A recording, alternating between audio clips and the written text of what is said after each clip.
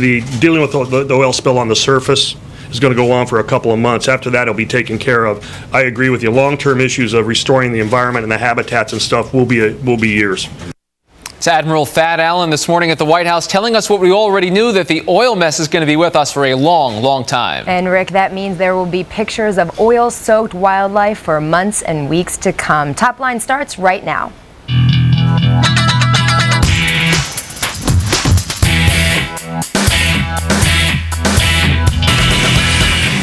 Hello and welcome to ABC Washington Post Top Line. I'm Rick Klein, today in New York. And I'm Karen Travers in Washington. Every day at noon Eastern, we're right here bringing you the latest political news and analysis, everything you need to know. And if you need to know even more, it's twitter.com/The Note. And Karen, start us off today. Let's start off with modest progress. Rick, today Admiral Thad Allen was speaking at the White House, and he said that there has been some progress in BP's efforts to contain that spilling oil in the Gulf. But you know, Rick, this might be small consolation for the White House, because in a recent ABC News Washington Post poll, it found that more Americans have a negative view of the federal government's response to this disaster than the immediate aftermath of Hurricane Katrina 5 years ago. Rick, that is remarkable, and that is not something the White House wants to see as they try and really get that image problem under control right now. Those are jarring numbers just out this hour. The fact that more people feel like the federal government has done a poor job handling this than Katrina, I think, is very striking. And those are the kind of things that even if we are beginning to turn a corner in terms of containing the spill, those perceptions of the federal response aren't likely to go away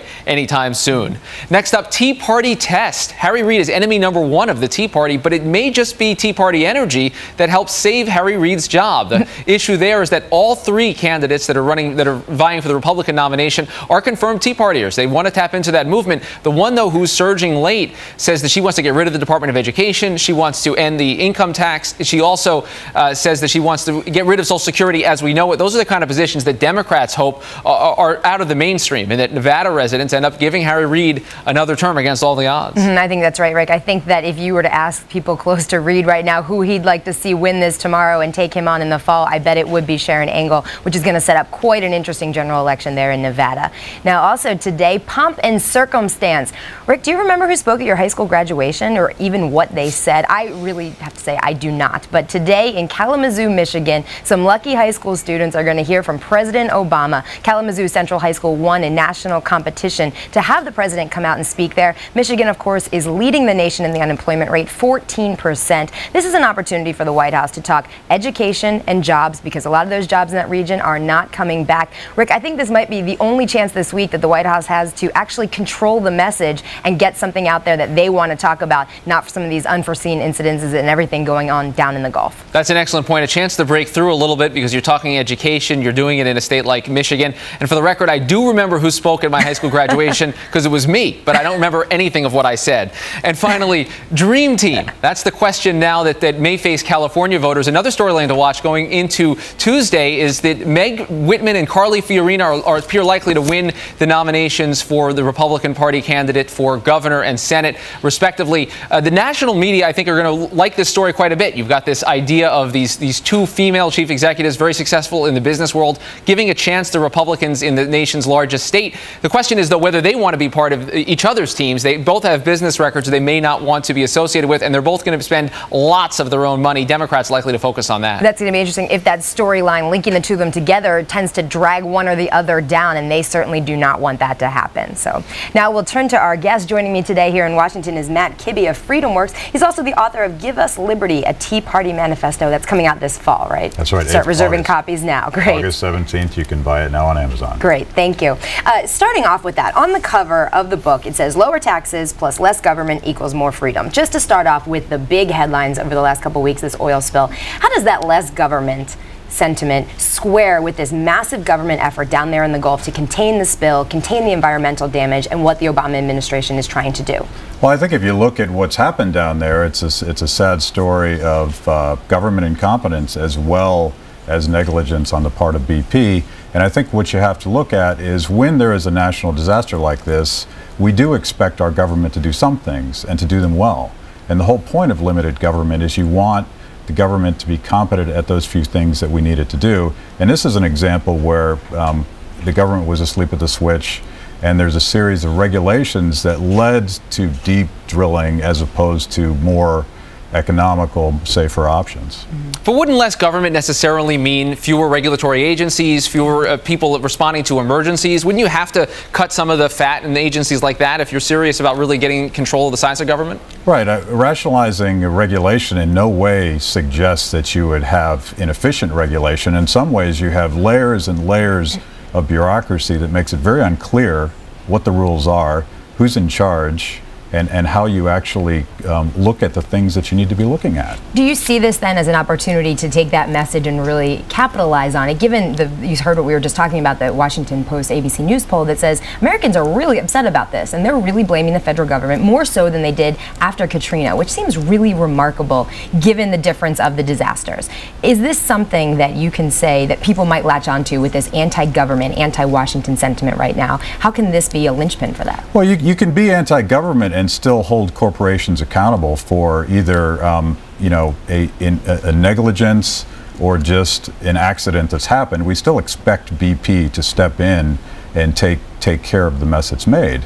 And that has nothing to do with whether or not you're pro-government or anti-government.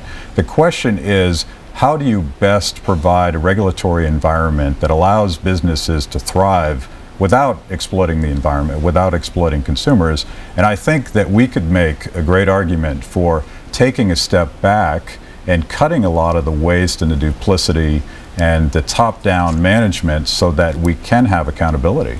Matt, I want to turn your attention to tomorrow's primaries. In Nevada, the right to take on Harry Reid has drawn 3 candidates on the Republican side, all of whom say that they're Tea Partiers and they like the Tea Party movement. They want them to support them. The one who's surging late, though, Sharon Angle, particularly there's a lot of concern I've heard from Republicans and Democrats both about some of the positions that she's taken. Is this an example of the Tea Party really leading the Republicans so far right that you may end up with a weaker candidate in the fall? I have the opposite view, to be honest with you. I think Sharon Angle is the most credible on fiscal issues, on the issues that most motivate not just the Republican base, but the very center of the American electorate today. They're worried about the federal debt. They're worried about too much spending. They're worried about the government getting involved in things that it really can't do very well. And she best represents that view. And I think that this conventional wisdom that she's the easiest to beat is the same logic that that encouraged the Republican establishment to endorse Charlie Crist over Marco Rubio, and we all know how that turned out. But Matt, if you end up with a candidate who says, I want to privatize Social Security, I want to get rid of the Departments of Education and Energy, doesn't that just open you up to attacks? I mean, Harry Reid, rather than running on his own record, is now running against, well, look what the alternative is. Well, he will run on that, and this will be a serious test as to whether or not the people of Nevada support a massive takeover of health care, $13 trillion in debt that's about to exceed the national GDP, versus someone that's actually willing to look at entitlement, someone that's willing to look at government functions and say, hey, we can't afford to do everything. Let's choose what makes most sense for the people. Matt, there's been some things written about the Tea Party movement having more effectiveness on a smaller scale, a state like Nevada, where it's easier to organize, less expensive to do that in, say, California. How do you then, going forward through to November, how does the Tea Party movement have effect at the polls, given the challenges that it would do to try and break through? You've been able to break through in some states, but not all. Well, first of all, if we can win every state that's smaller than California, I'll declare our victory. But this, again, I would challenge this logic. I don't think you can draw big conclusions from California, because you could look at Pennsylvania, and I think Arlen Specter would be the first to say, hey, the Tea Party matters in big states like Pennsylvania as well, where he decided that he could not compete against Pat Toomey in that primary, and look what happened to him. So I'm not sure that you can draw generalized conclusions about that. I think we have a 50-state strategy. Howard Dean used to talk about it.